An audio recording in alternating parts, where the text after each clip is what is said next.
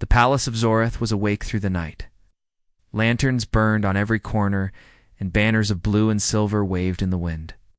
It was the eve of the binding ceremony, the moment when the human James and the alien Princess Liara would stand before the people and declare their vow. For many, it was just politics, a union between two different worlds to prevent war. But for James and Liara, the meaning was far deeper, heavier, and more personal. James walked the empty hall with restless steps. The stone walls of the palace rose high above him, decorated with carvings of battles and victories from centuries past. Every face carved into stone was proud and stern. He wondered how many of those kings and queens would approve of what was about to happen. A human, from a distant blue planet, joining hands with the royal blood of Zorith. It sounded like a story out of myth. But it was real, and it was happening tomorrow. He stopped by the large balcony that overlooked the city. Fires glowed below. Where citizens celebrated in the streets, music carried upward, strange and beautiful alien songs that spoke of change and fate. James leaned on the railing and let the wind cool his face. His thoughts were a storm. He had accepted Liar's bond, but now on the edge of the ceremony, he feared the future. What if he was not strong enough for her world? What if he disappointed her people? What if something went wrong? He did not hear the soft steps behind him until Lyra's voice broke the silence. "You always think too much, James." He turned and saw her. She was dressed in a gown of silver silk that shimmered under the moonlight. Her eyes glowed faintly, like two stars caught in her gaze. She walked closer and stood by his side, looking down at the same city lights. Her smile was gentle, but he could see worry hiding behind it too. "I cannot help it," James said.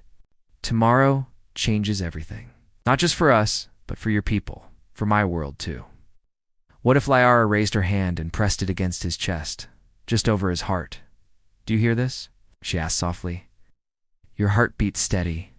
It has never wavered. You faced my father without fear. You stood in the council hall when they questioned your worth, when you walked into battles not your own. If you can do all that, then tomorrow is nothing. Tomorrow is only a promise." James took her hand and held it. "But what about your people? Some of them do not trust me. Some want this union to fail." Liara looked down for a moment. "Yes, that is true. Not all hearts change quickly. But I will tell you a secret." She leaned closer, her voice almost a whisper. "It does not matter. Because they will see us together. They will see how we stand side by side, and in time they will. Believe, our bond is not just politics. It is real, and real things last longer than lies." For a while, they stood in silence, holding each other's hands, letting the sound of the city drift around them. The night sky was filled with stars, and somewhere among them was Earth. James felt a strange ache when he thought of his home. He wondered if his people knew what he was doing, if they would understand why he had chosen to bind himself to someone not human. Maybe one day he would return and tell them. But for now, his place was here, with Liara. The next morning, the palace thundered with drums. The binding ceremony was not a quiet affair. Thousands filled the great square outside the palace gates. Soldiers stood in bright armor, their banners shining in the sunlight. The air carried the scent of flowers and burning incense. The entire city had come to witness history. James stood at the entrance of the grand hall, his hands steady, though his stomach twisted with nerves. He wore a ceremonial cloak given to him by the Zoroth priests, heavy with symbols of unity and strength. His reflection in the polished stone floor barely looked human, looked like something else, something new, as if the ceremony itself had already begun to change him. Liara appeared at the far end of the hall. She was radiant, her gown flowing like liquid light, her crown set with stones that glowed faintly on their own. The people gasped when they saw her, their voices rising in cheers and songs. She walked slowly, each step measured, until she stood before James. Her smile was calm, her eyes filled with warmth. The high priest stepped forward. His voice was deep and commanding. "Today we witness the binding of two worlds. Today the blood of Zorith meets the courage of Earth. This is not the end of an old story, but the beginning of a new one. let the bond be spoken. Liara turned to James and took his hands in hers. "Do you know what this means, James of Earth?" she asked, her voice carrying across the hall. "Do you know that this means marriage, human?" The crowd erupted in laughter and applause. The simple, playful question softened the heavy mood, reminding everyone that this was not just politics, it was also love. James felt a smile spread across his face, despite the weight in his chest. "Yes, Liara of Zorath," he said clearly, his voice strong. "I know, and I accept it. I accept you, with all that you are, and with all that may come." Lyra's eyes shone. She leaned forward and pressed her forehead to his. "Then we are bound." The hall exploded with sound cheers, songs, horns blowing in celebration. The people outside shouted so loud it shook the stone walls. The bond was complete, and history had been made. But even in that moment of joy, James noticed something in the crowd. Far at the edge of the square, hidden in the shadows, a group of figures moved differently from the others. Their faces were hidden, their cloaks dark. They did not cheer, they watched. And when the people roared louder, the figures slipped away, into the side streets. James's heart tightened. He knew that not everyone wanted this union. He knew danger still lurked. Tomorrow, there might be new threats, new battles. But when he looked at Liara standing proudly beside him, he felt ready. Whatever came, they would face it together. That night, as the city celebrated, James and Liara stood once more on the balcony. Fireworks burst in the sky, painting colors across the stars. Music filled the air. She leaned against him, her head resting on his shoulder. "We did it," she whispered. "No one can take this from us now." James wrapped his arm around her. "No one." He agreed. But deep inside, he also knew the shadows he had seen earlier were not gone. They were waiting, and the true test of their bond was still to come. The night was quiet, too quiet for a soldier who had spent years listening to gunfire, shouting, and the endless hum of war machines. Ethan Cross sat alone on the ridge overlooking the colony outpost, his armor dusty and scarred from the last battle. He could still hear echoes of screams from the people he had saved earlier that day. The raid had been sudden, violent, and costly, but his squad had pushed back the attackers just in time. Many lives were spared, but not without sacrifice. Several of his comrades did not make it back. He leaned back on a broken piece of stone. Looking up at the night sky, the stars stretched across the heavens like rivers of silver dust, thousands of lights scattered in the blackness. Ethan's tired eyes softened as he gazed at them. To most people, the stars meant hope, dreams, or adventures. To him, they were reminders of battlefields waiting to happen. Humanity had spread far into space, but with each new world came conflict. He was tired of it. He was tired of fighting, of losing friends, of being nothing more than a weapon in someone else's hand. His hand rested on the rifle by his side. The weapon was reliable, cold, and heavy, much like the life he carried. He wondered how many enemies it had killed, how many times it had kept him alive, yet it could not fill the empty space inside him, the loneliness that had grown over years. Of marching through war zones and abandoned colonies, the wind brushed across his face, carrying with it the faint smell of burned metal and scorched earth. The colony still smoldered in places, but the civilians were safe for now. Ethan closed his eyes and let out a slow breath. He did not believe in magic, in myths, or in strange powers that shape destiny. He believed in steel, discipline, and survival. But as he sat beneath the endless sky, something inside him cracked. "I wish," he whispered to no one, his voice hoarse. "I wish I could meet someone who understands me, someone who sees more than just a soldier." The words hung in the air, carried away by the wind, as if the stars themselves might listen. Ethan shook his head at his own foolishness. He was a hardened fighter, a man who had bled on countless worlds, and here he was, making wishes like a child. Still, the quiet comforted him, and for a brief moment, he felt lighter, far away. Lighters. Beyond his sight, another figure also gazed at the stars that night. Her name was Solara, princess of the Valeri Dominion. Her world was one of beauty and wealth, with golden spires rising high above crystal seas. Her people admired her grace, her intelligence, and most of all, her unmatched beauty. Songs were sung of her, tales carried across the galaxy of the princess with eyes like twin sapphires and hair that shimmered like silver flame. To the galaxy, she was perfect.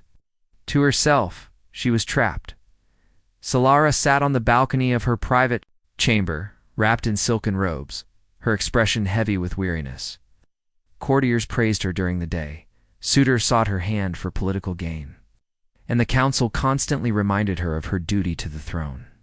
But none of them cared for Solara herself. None of them asked what she wanted. She was a symbol, not a person.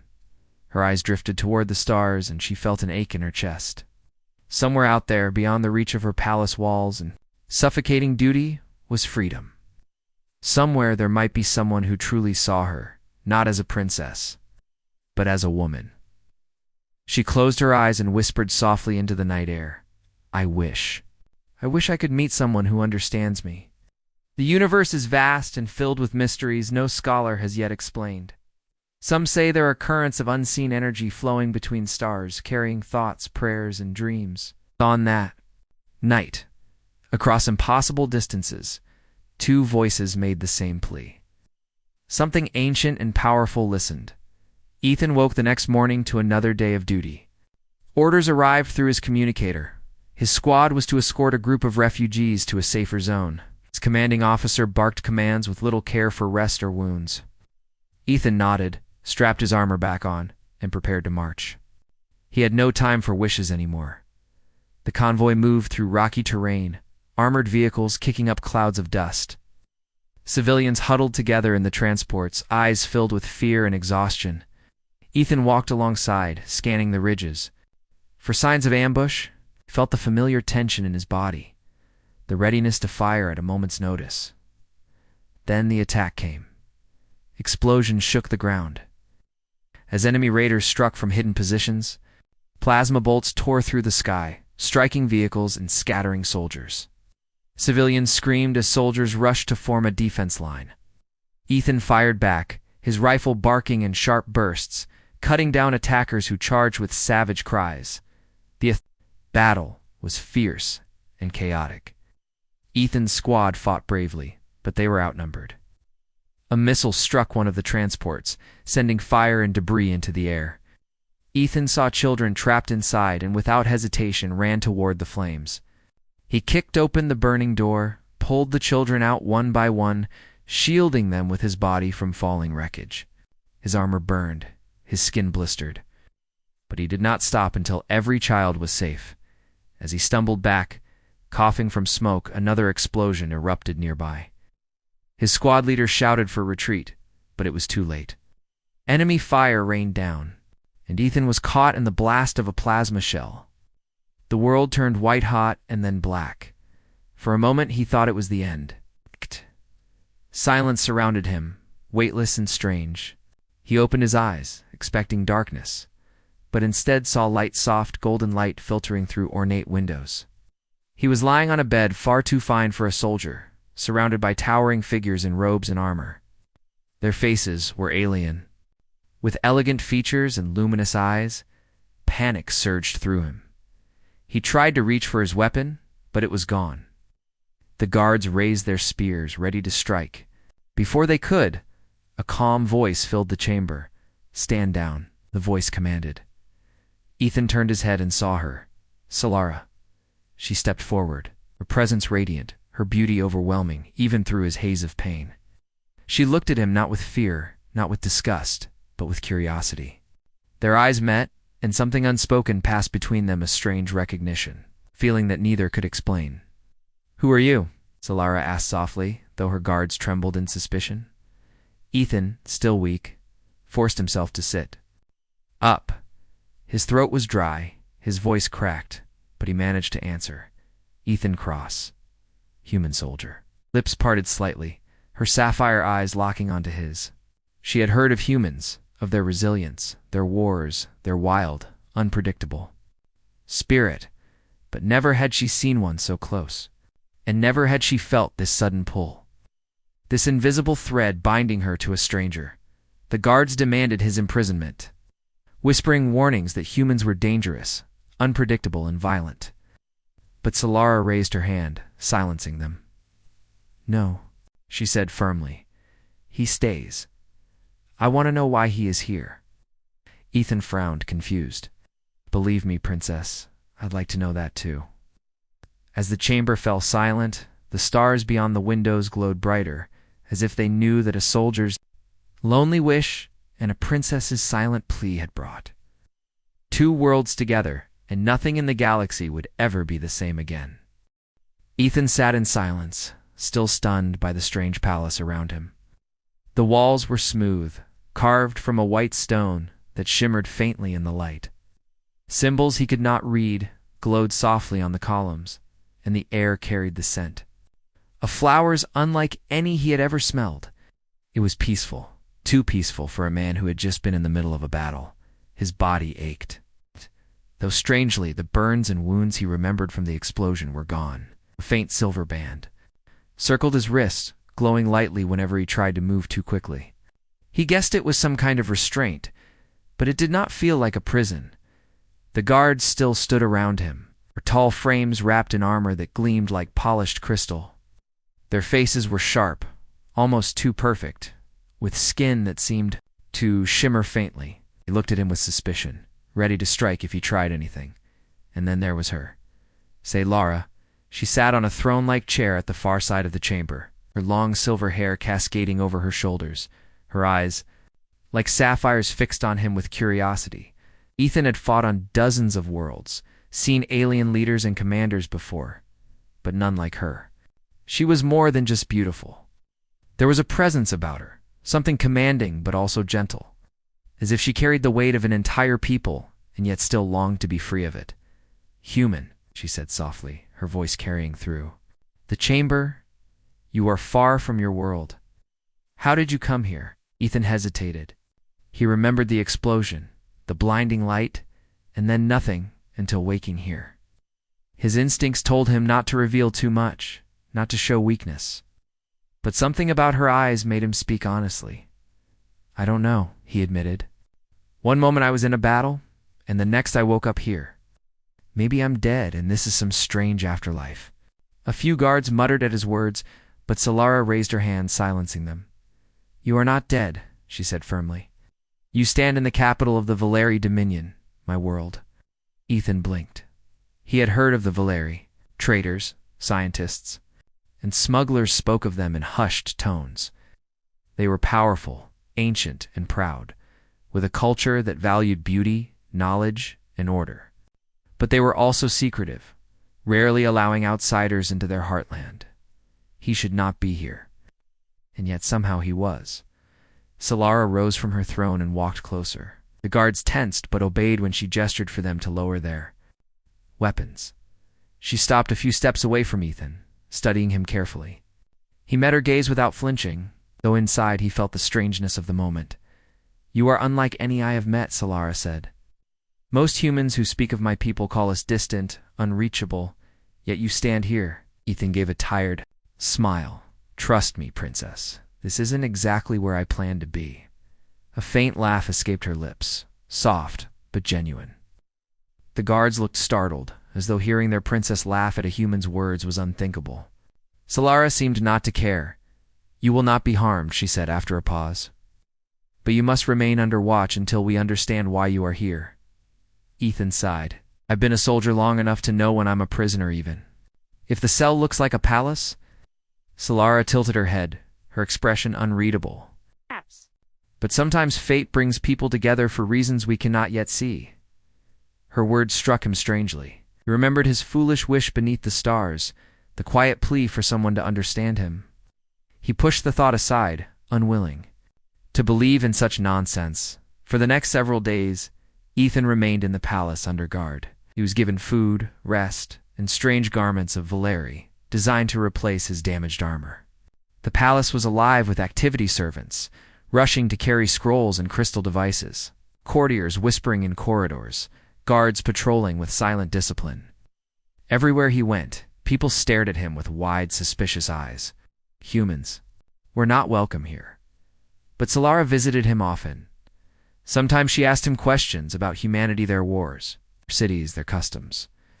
Other times she simply sat with him, speaking of her own life.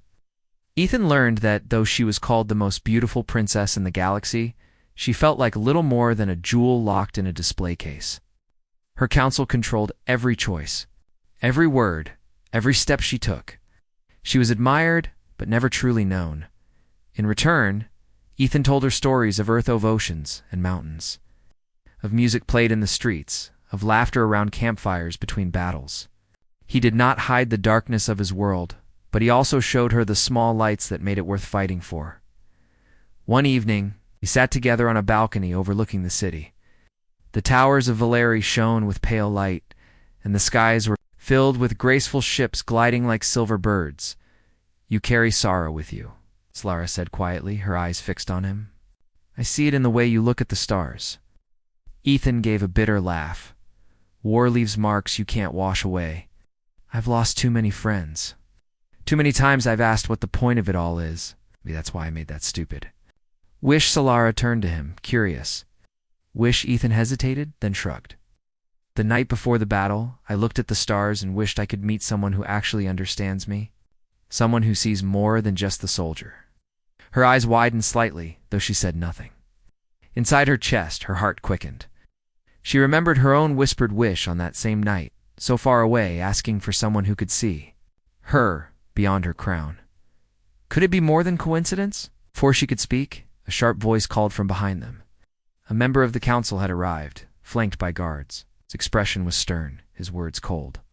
"Princess, it is unwise to spend so much time with this creature. Humans are reckless, dangerous. He must be locked away until we decide his fate." Ethan bristled, standing to face the counselor, but Solara raised her hand. Her voice was calm, but firm. "No, he stays under my protection. He has done nothing to harm us." The counselor narrowed his eyes. "Your heart blinds you, princess. Our people will not accept this." Solara met his gaze without fear. "Our people will accept what I tell them to accept. That is my duty as heir to the throne." The counselor bowed stiffly, retreating with visible displeasure. Ethan shook his head, muttering, "Seems like I'm causing you trouble." Solara turned back to him, her eyes shining with quiet determination. "Perhaps, but trouble is not always a curse. Sometimes it is the beginning of change." That night, Solara could not sleep. She thought of Ethan's words, of his wish, of her own whispered plea to the stars. Something tied them together, something neither of them could deny, and as the days passed, the bond between them grew. They laughed at small jokes, argued fiercely about differences between their cultures, and shared silences that felt heavier than words. The palace whispered with rumors, courtiers gossiping that the princess had grown too close to the human. Guards muttered about strange destiny. Ethan knew it was dangerous. She was a princess, and he was nothing more than a weary soldier. But every time he looked into her eyes, he felt the weight of his loneliness ease. For the first time in years he felt seen. Solara knew it was forbidden. Her people expected her to choose a suitor of noble blood, someone who would strengthen alliances. But when she was with Ethan, she did not feel like a princess chained to duty. She felt like herself. Neither of them admitted it out loud. Not yet. But in their hearts, they both knew fate had answered their wish. And somewhere in the shadows of the palace, unseen eyes watched them, whispering of danger. For not everyone was willing to let a human soldier and the galaxy's most gorgeous alien princess grow close. Ethan grew restless after weeks in the palace. Though he was treated better than most prisoners could hope for, the walls of the Valeri spires felt no less confining than a cell. His human spirit longed for movement, for action, for anything, beyond constant watchful eyes and whispered rumors. Everywhere he walked, servants paused, staring at him as if he were some wild beast that had wandered into their garden. Guards never lowered their spears when he passed, but the only thing that made it bearable was Solara. The princess continued to seek him out. Sometimes under the pretense of asking questions, sometimes openly, as though she had grown tired of hiding. They spoke in the gardens, among trees that shimmered with light. They walked along marble halls, decorated with murals of Valerie history.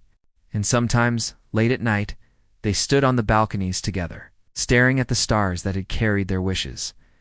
Each day, Ethan felt the bond between them deepen. He tried to resist it. She was royalty, destined for a path far above him. He was just a soldier, a man with scars and regrets.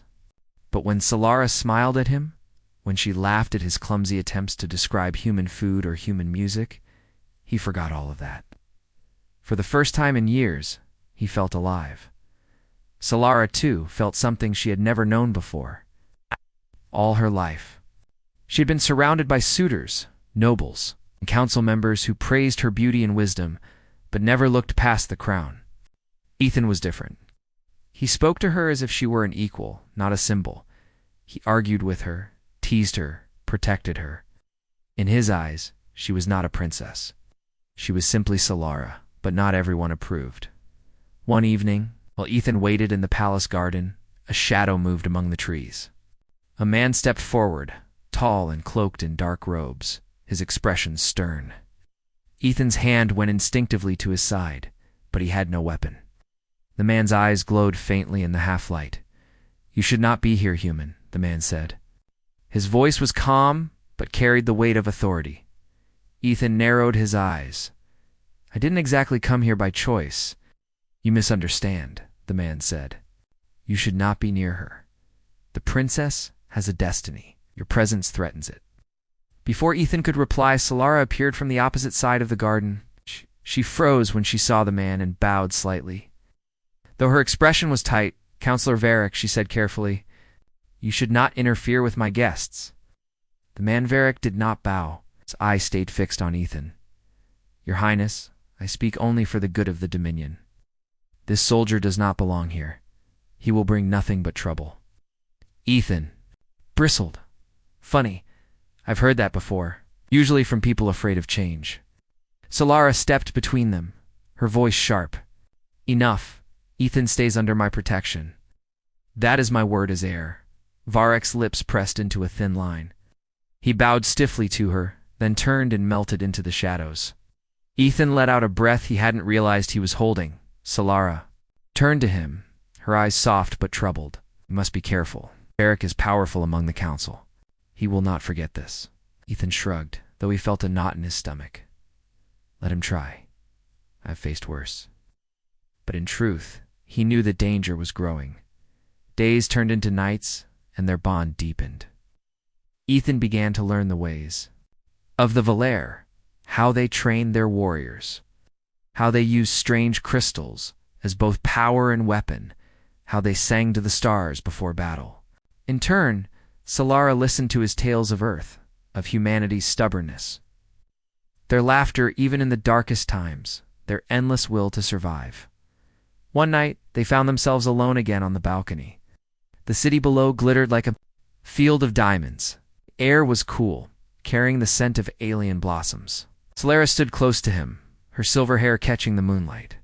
"You carry so much pain," she said quietly. "But you hide it with humor, with strength. I do not understand how you continue." Ethan gave a small, tired smile.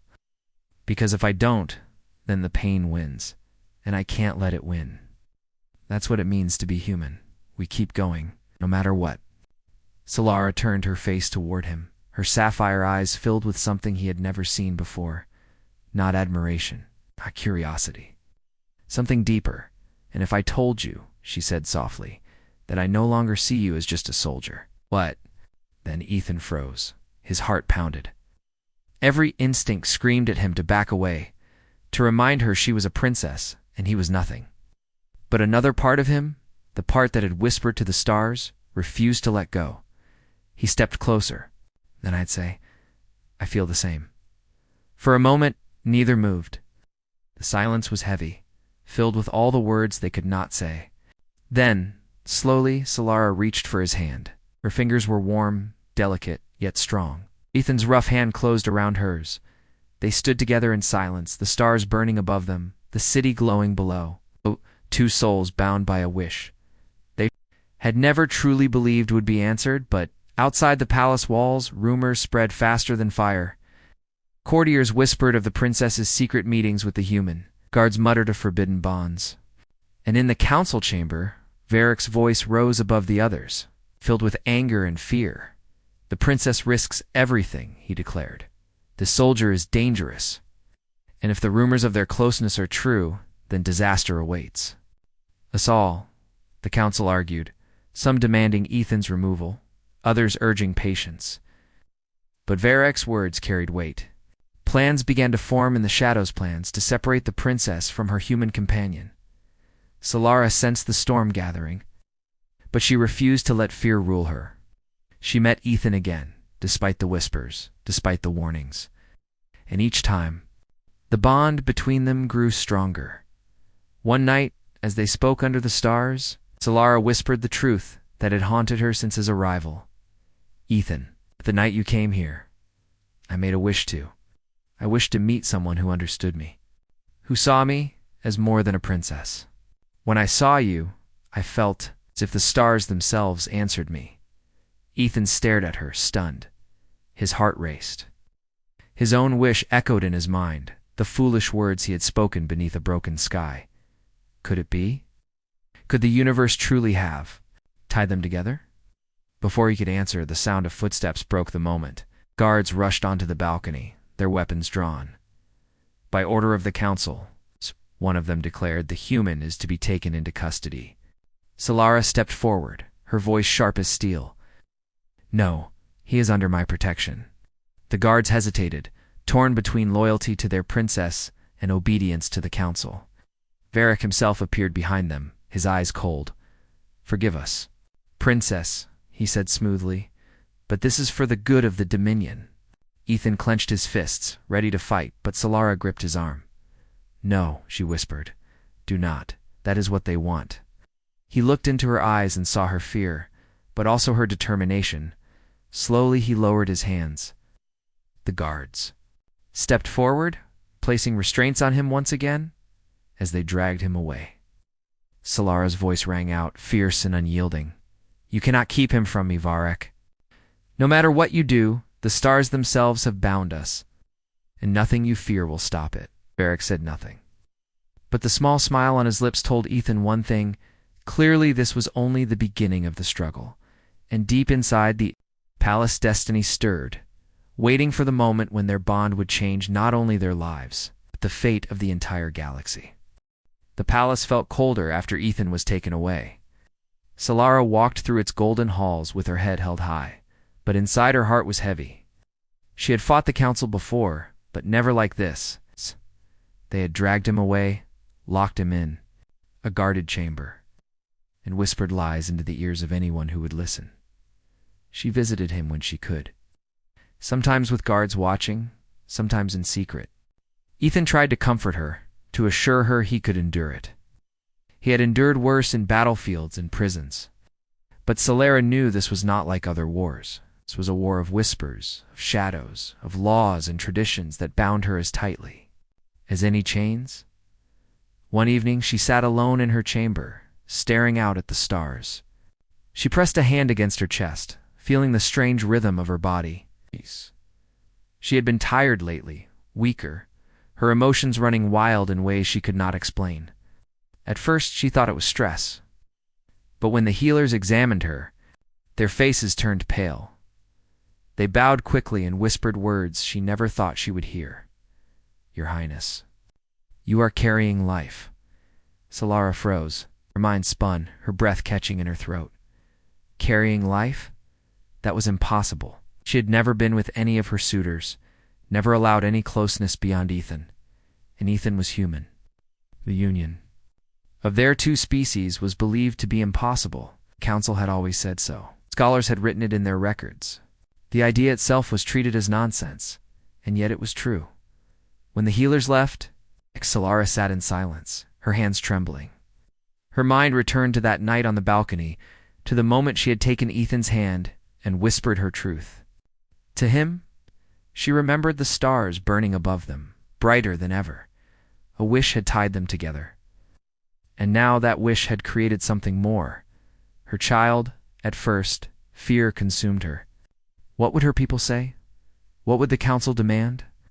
Would they see the child as a curse, a monster, a threat?